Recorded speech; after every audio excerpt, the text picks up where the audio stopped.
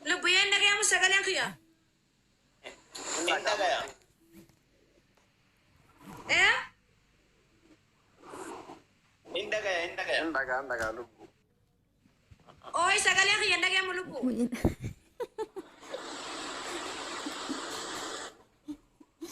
Haji Inda tuh. kaya? Mama, ti lubuyan rafto. Ha? Guma wala ka ba nyo? So, ani ko kinadagaysan juruman. Rafto. Yani kesa kun nata anjo ana simbira be jira bak bye bye alkan gari kawan cikin dan tawlu lam fedu bye bye alkan gari Lolli kamali. Tumas. Sai ko. Banne bakka dubbi. Tumashi. Dubbiin jabaate kino guma waan inni dalage. Arafat bayat illee masirra. Tumashi Davis. Lumaashi akkamitti deebisa? Aaree waan inni aareef hin beeku. Ani Waan guma. Eh?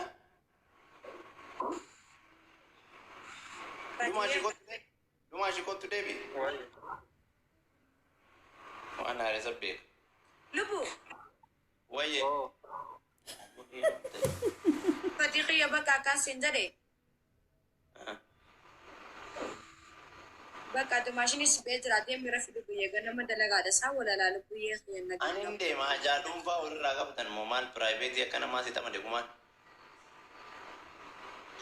Aji si tura de bita dubuye fara nungun basu ne finne. Oh, okay. Jechuun akka qilleensa irraa akkanatti hambisnu. Oo deebi. Baay'ee abshaala sii galee. Ijjiseen isii asirratti laayee irra kan baay'ee guddaa kafalu jirti. Bakka inboxii naa ta'e haara. Pati khiya. Wayye. Asta bishum ya khiya bareda. Oh. Indaga. Wayye. Jawarasi. Wayye.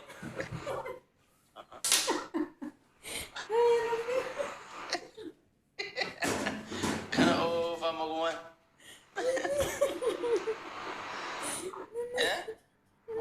Buye. Wayye ne bakka nama waan oolu gabbi keetii. Baasa xiyyeenu yaamaa jiru. Ifatte yam. Pata shokhiya. Wayye. Koo jechuun agarsiisa jechuudha. Ana ibsa. Kiyyaan muratee dhufe. Pata shokhiya bareda khiya sharri kam ya khiya. Wayye.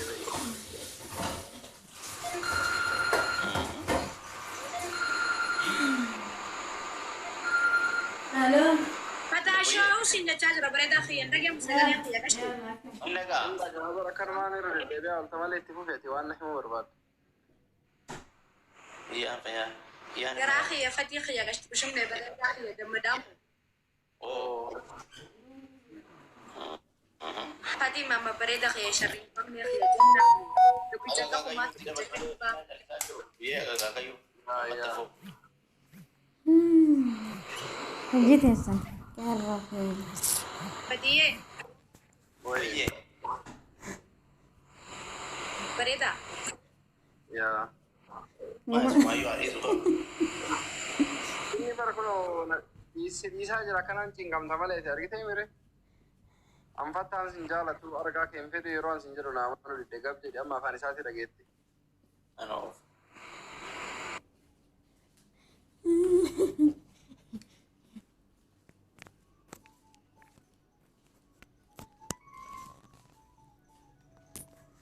Amma sin dhaga'u yaada kee ibsadhu rakkoon qabu.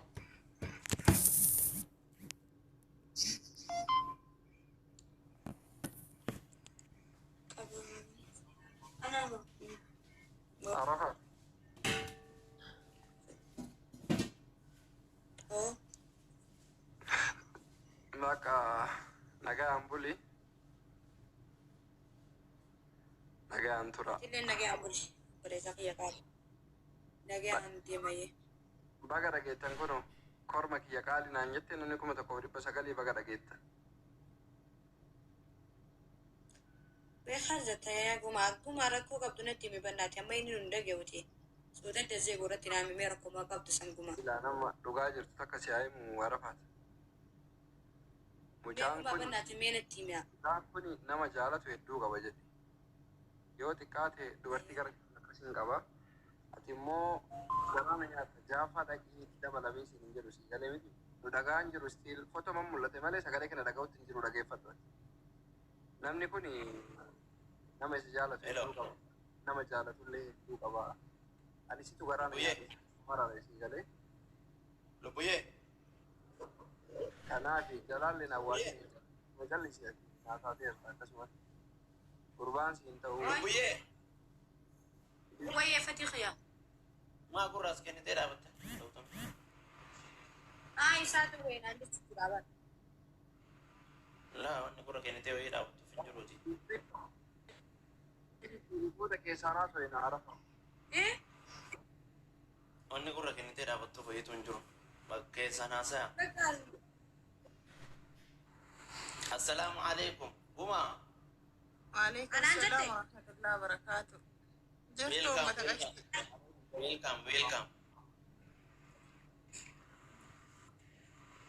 Welcome. Dhagaama sagalee Welcome jedhi Dr. Mariam asumaan isinii ibsa. Guma Dr. Mariam sponsora yookaan fi Madam Lubbii ko as deebiin sodaatiniiti. Kana ooftaa. Fiigichaan baatee yoo agartu shamara isin. Kootu madaamii keeti.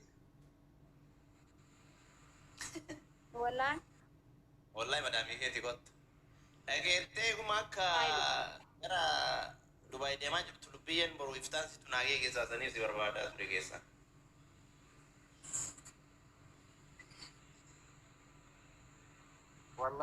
Wallahi programa naa gootee fi gaa erga natti kino masaanuu rabbisi godhee gaa programa smarti wayii gootee fi boru iftaana nama himuu hin barbaanne illee gaa Mariam tanamee warri as jala jirtan hundi keessan fooloo godhaanii nama jabduudha nama waa'ee Lubbiyyee irratti parsantii guddaa na bira dhaabate waa hundaan asumaan fooloo naa godhaanii faamiliin as jala jirtan kun madaamii isheetti nama biyya Dubaay jiru yookaan fi qorichoota aadaa wantoota garaagaraa suuqachitti nama qabuudha nama jabduu shamara qabnuudha. Fooloo naa godhaanii warri as jala jirtan maaf 700 kun hundi keessanuu.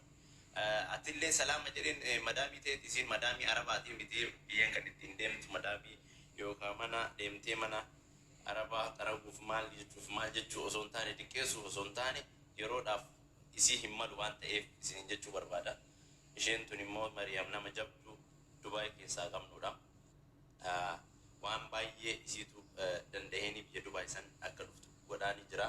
Na gargaartee cinaa koo dhaabattee warra afaaniin haasa'u parsantii 75 keessa nama tokko nama lama yoo qabaatte kalaasii gahaadha. Kana waan ta'eef warri as jala jirtan hundi keessan gammachuu Lubbiyyee yookaan gammachuu Arafaat warri barbaadan warri as keessa jirtan miyyoota na baay'ee nama sappoorti na godheedha isii irratti fooloo naa godhaanii nama alaamaa kiyyaa fi yaada kiyyaa galmaan naa gaheedha parsantii 75 hundi keessa warri as jala jirtan namni 600 kun fooloo naa godhaanii Guma asimmoo si barbaada waa'ee kanarratti borumaa iftaan yoo yeroo qabaatte naa kennite siin haasaya dhageesse namni achitti hafillee jiru amma gaa yeroo sana abdii ture namni na gargaaraa ture amma namni biraa namni finfinnee jiru hin jiru nu illee yookaan fi namni baay'ee waan baay'ee nu jedhee maqaa baay'ee nu baasee haasawa baay'ee nurra haasa'ee isii si xiqqeessanii nu is xiqqeessanii waan baay'eedhaan as geenne ittiin taphatinaa maali godinaa maali jedha waan baay'ee haasawamaa ture san hundumaa jecha gurra jalaa qabnee asiin geennee jirra nama rabbi nu gargaare rabbii gaditti immoo namoonni akka Dr. Mariam nutinaa woroon dhadhaabbatan baay'ee takka galatoomaa galanni keessan maal akka itti isiniif sun beeku waan san irraa hafe gammachuu mucayyoo tanaa warri gammadaniif hundi keessanuu boru na jalaa inafinaa koottaa mana kiyya akkasin jedha gumaa kiyya immoo si assaayimentii si kennadhu jira obboleessaatti waan tokko tokkoon akka guyyaa 4-5 tokko qabdi yoo guddate 7 tokko yaa warroota durarraa waliin tureedha saniif keessaan si dubbisaa ture dubbattus hin barbaanne xiqqoo malee duraan dursa waan ta'uu barbaade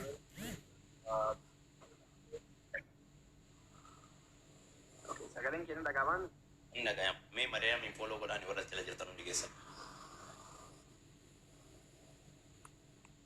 Ya hagani daqiiqaa takka bira waan darbine haasa'agani haasu Dr. Mariam hundumti keessan fooloo tolchaanii duraan dursa dhugaa rabbi dubbachuudhaaf galanni rabbi hin badini itti aansuudhaan fakkaatillee qalatoomii ulfaatu rabbiin jazaa keessi haa deebi'u akkasuma immoo Dr. Mariam amma nuyi hin ta'e tarii maqaa isiis beekuu danda'a garuu bakka akkanaa jiraatti bakka akkanaatti hin jiraatti waa'ima obboleettii milkaa'ina kennaatiif shoora akkanaa taphachuu hin dhageenye ture san namuu waan facaafate mataa rabbiin jazaa ishee adeemu carraa kanaan immoo namoonni 1,600 sira jirtan kana wanti akka ifa isinii ta'u isinii barbaadu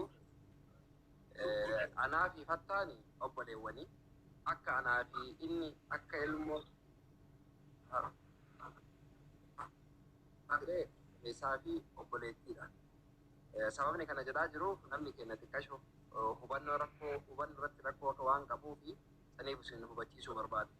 Ani jalqabumarraa kaasee gaafa gastii arafaatirra haa ta'u fataashoo irra seenu maal godheetuma walitti dhufu maal godhee wal dhabsiisu akkamitti faallaa walii haa deemanii ka jedhu isuudhaaf hanga ammaa kana haasa'utti turre arafaat nan bilbiluu miti anillee bilbila isin qabu isinlee bilbila hin qabdu gasti marra hoseen akka waan wal beeynutti dhukkee walirraa kaafna malee hariiroon anaaf isii jidduu waa takka hin jiranii fattaalleen hangam beekutti wanti biraa waan biraati waan namummaan qabu waan biyyummaan qabu waan ilmi namaa naatoo namaa qabu namaaf ta'u waan jabana kana namni tokko namaa ta'uu hin dandeenye obboleessi garaa tokko wajjin bahan namaa ta'uu hin dandeenye intala tanaaf ta'a akka inni ture wallaahi ni beekaani hundumti keessan obboleessi keenya fattaaf du'aa'ee kagootanii carraa kanaan yaamicha isinii godhaa arafaat atis nama bu'aa bahee hedduu keessa turte yaa xiqqaatu haa guddachu waa'ee baakgiraawundi keessi dhaga'u ture ati intala ganaa lafaa dhuftuudha intala wallaahi abbaan feesaa hanga feete digirii walirratti tuultee bira teettu namni akka isiitti an dubartii intala dubartii ta'a arafaat yaada isii ibsatu nagarreen seenaa keessatti ilmi dhiiraa akkana yaada ibsatu kanaafi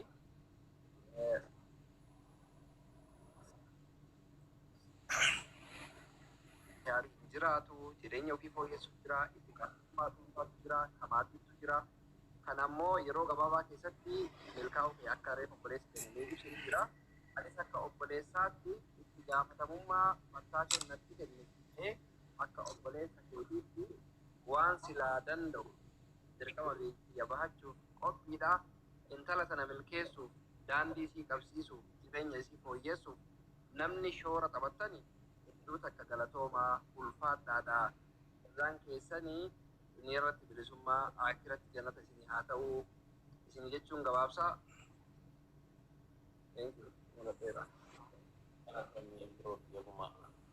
Tololleellee achuma nama hanga ammaatti namarra dhaabatee waan baay'eedhaan sappoorti godhaanii ture na gargaaraa ture yeroo biyyarraa qajeellee biyyarraa kaasee jalqaba mucayyoo kanaa wal barruurraa eegalee nama akka ani barbaadetti akka karaa addaatti waan guddaaf ta'aa ture shiira mucayyoo arafaa keessatti nama shira baay'ee na waliin qoodame yookaan rakkoo baay'ee na waliin argee na waliin arrabsamee na waliin waan baay'ee ta'e isas naa galateeffadhaa isin jechuu barbaada asumaan rabbii jazaa isaas isa haa kafalu kan hunda kennaatu rabbiirraa malee namarraa argannaadha ani kan jiraatu namarraa argannaadha parsantiin ol aanaan Dr. Mariyaamis ammaas biratti wanni obboleettii isii kanaaf yaadde rabbiirraa argannaadha malee namarraa argannaadha abdiinis nafate rabbiirraa argannaadha hundi kenna ibsanuma malee namaaf jecha miti yookaan nama fooloo waliin jiru nama miidiyaa yookaan argaaf yeroo namni jedhu qofi asitti haasa'ee jalaan meeqa qabdu maali naqas jennee hin beekna alhamdulillah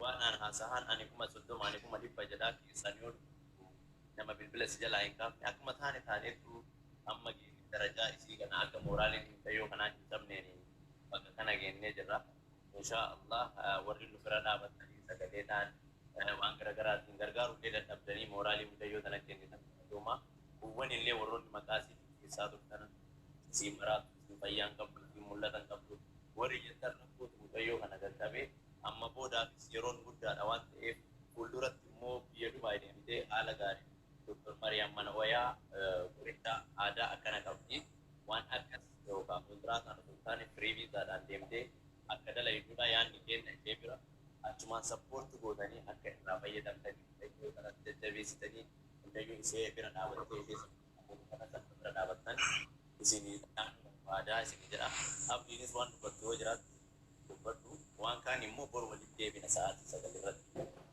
Fatisha waan kaan ibra walitti deebinaa amma Dr. Maryam argee ol seene jechuudha. Dr. Maryam wallahi rabbi jazaa isii haa kafaluufi homaa sun rabbi jazaa keessi haa kafalu. Amiin abdii hunduma keenya iyyuu hunumaayyuu osoo haawusmeedii yookaan kontiraata mana arabaa hin taane televiizaadhaan jechuun televiizaan tokko hogguu beekamu mallaqa bobbaatti mee akka ta'e nuti keessan ni beektanii haala jiru nagartee wallahi akkasii qabu jechuudha sii galee rakkoon bilii isaa dheedaa suura guddaa keessi haa baatu haani bor haasofnaa inshaa Allah